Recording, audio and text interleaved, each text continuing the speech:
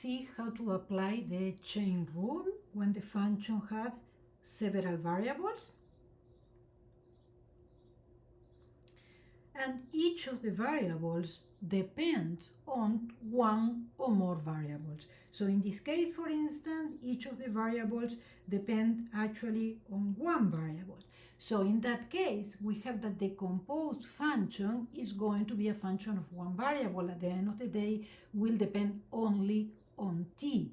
So we can calculate just the total derivative of function respect to t, the only variable of the function. We could also call this z prime. So the derivative of z respect to t, or just the derivative of z, is going to be calculated by chain rule in this way, which means to calculate the partial of the function. Remember, this function is two variables, so the partial respect to x times the derivative of x. X is just a function of one variable, so this is no partial, this is just a regular derivative. And then the partial of z respect to y, and then multiplied by the derivative of y, which is just y prime. Okay, so let's see how to calculate these derivatives. So in this case, we have that our function is a function of two variables, and each of the variables depend on t. In this case, this one is t squared, and this one is 1 over t.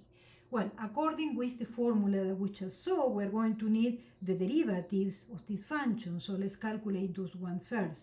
So the derivative of x is t squared will be just 2t. These are just regular derivatives, right? No partials. The derivative of 1 over t is minus 1 divided t squared. So these are the derivatives that we need to put in our formula to calculate the total derivative of z respect to t. And according to that formula, it's going to be equal to the partial derivative of z respect to x times x prime plus the partial derivative of z respect to y times y prime. So x prime and y prime, we just calculate them. Let's calculate now the partial derivatives of this function. So first we need here the partial of z respect to x. So this is going to be, see here that the function is a product. In both of the factors there are x, so we need to do the derivative of a product.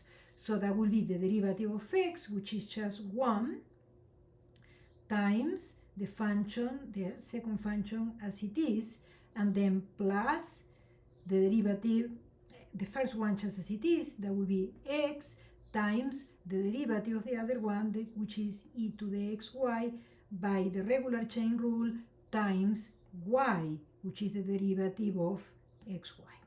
Okay, so that is the partial derivative of z respect to x. And now times x prime, this is going to be just times 2t. And then we're going to add plus,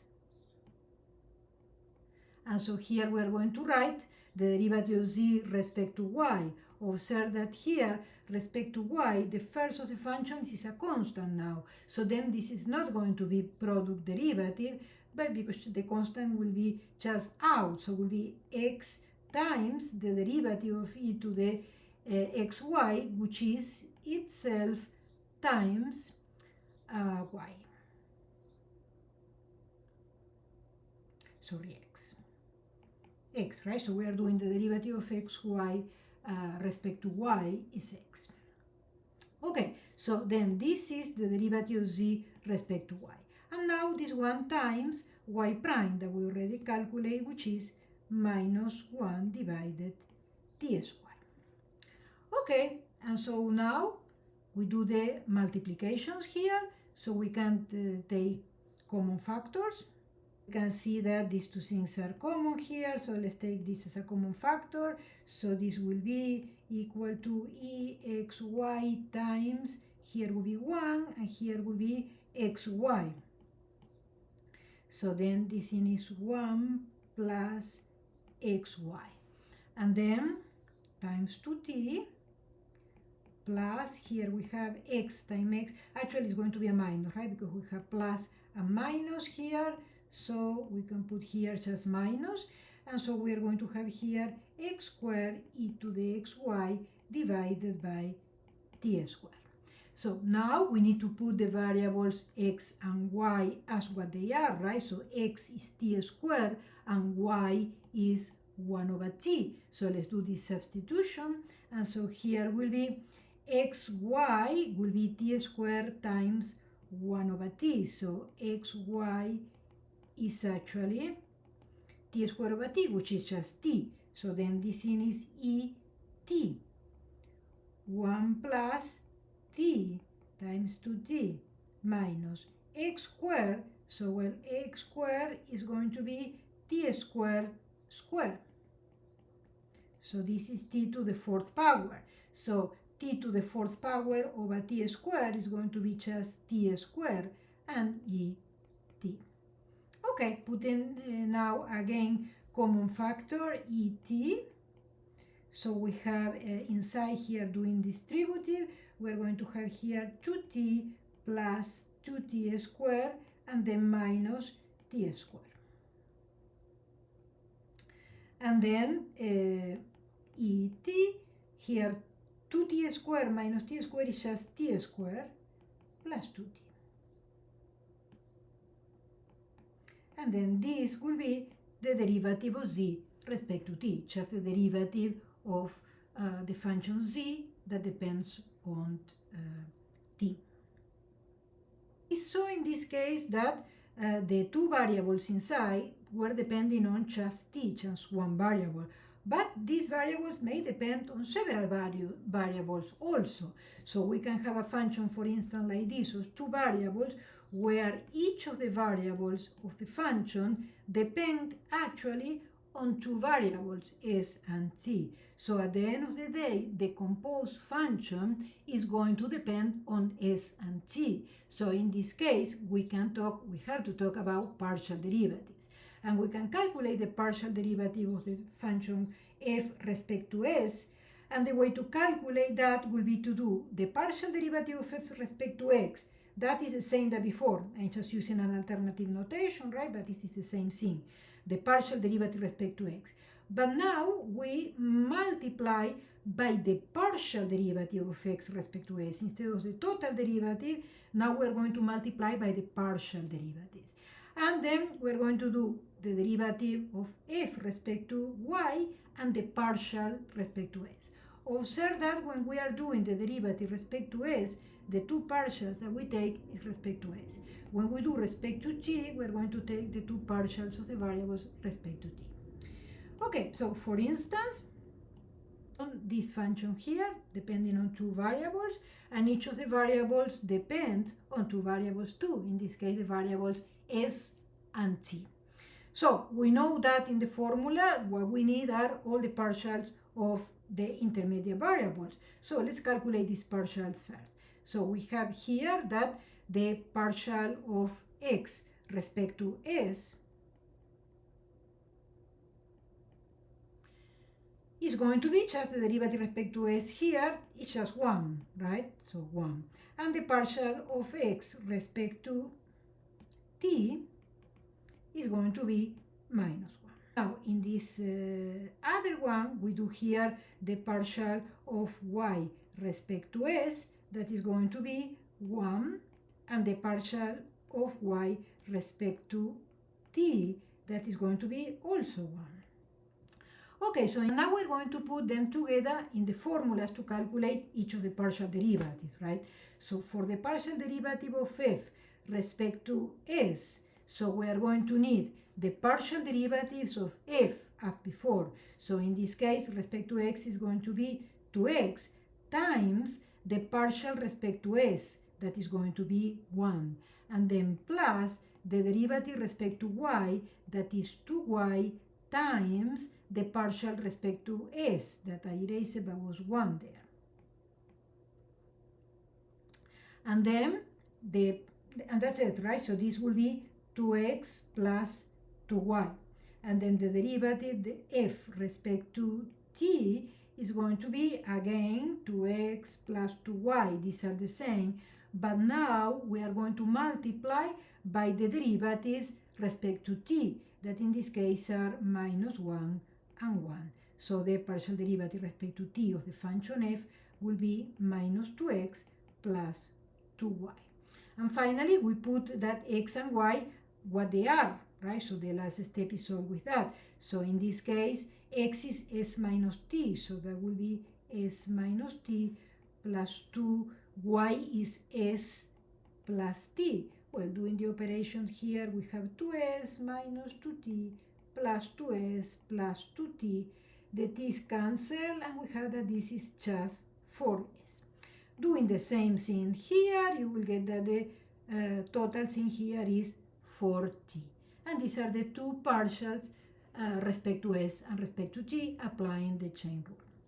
Of course, we can evaluate these derivatives are functions, so we can evaluate them at any point you want in the domain of the function. So, for instance, let's evaluate these functions at st equal, let's say, 3, 2, meaning s is 3 and t is 2. So, then this one, the partial derivative of f respect to s evaluated at 3, 2 is going to be equal to, which I substitute here, but 3, 2. So the only variable there is s, will be 4 times 3, that will be 12.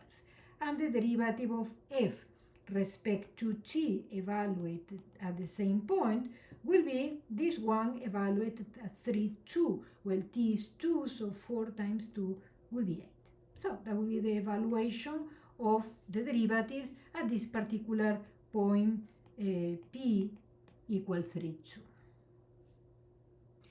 As an application of the partial derivatives, we can calculate the derivatives of functions that are defined implicitly. I mean that we don't have the explicit formula of the function, but if they are defined implicitly, for instance, by an equation like this, so then we can calculate the derivative of the function as the quotient of the partial derivative of f respect to x over the partial derivative of f respect to y with a minus in front.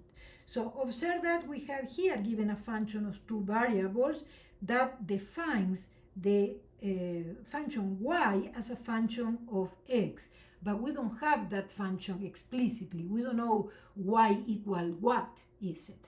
But if this function is defined by the equation of the f of x y equals 0, so then we can calculate the derivative in this way, of course, when the denominator is not 0. Let's do an example with a particular function f of x y equal y squared minus x squared minus sine of xy.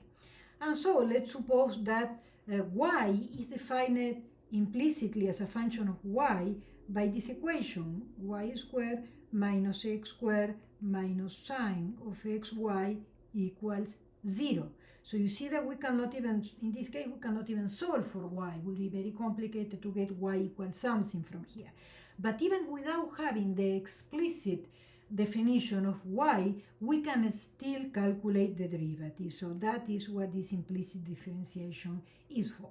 So we can calculate the derivative of this function y without knowing what the function y is. And according with the formula, this is calculated by doing this quotient between the partial derivatives. So let's calculate the partial derivatives of this function in this case. So the partial respect to x is going to be minus 2x minus cosine of xy times y.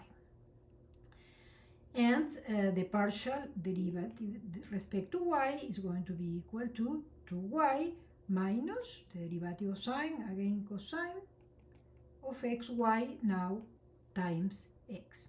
Okay, and so now the only thing that remains is to put these functions in this way as a quotient there. So the derivative of y respect to x, right, the only variable, just the total derivative of x, we could also write y prime, is going to be equal to minus, and then we're going to write the derivative of f respect to x, which is this one here, which is then minus 2x minus y cosine. And this is going to be divided by the derivative respect to y, which is 2y minus x cosine. Let's do the multiplication. The multiplication of this minus by all the signs in the numerator, and the final result here will be then 2x plus y cosine divided by, and the denominator stay as it is, 2y minus x cosine of xy. So then this will be the derivative of y, even though we don't know what y looks like explicitly.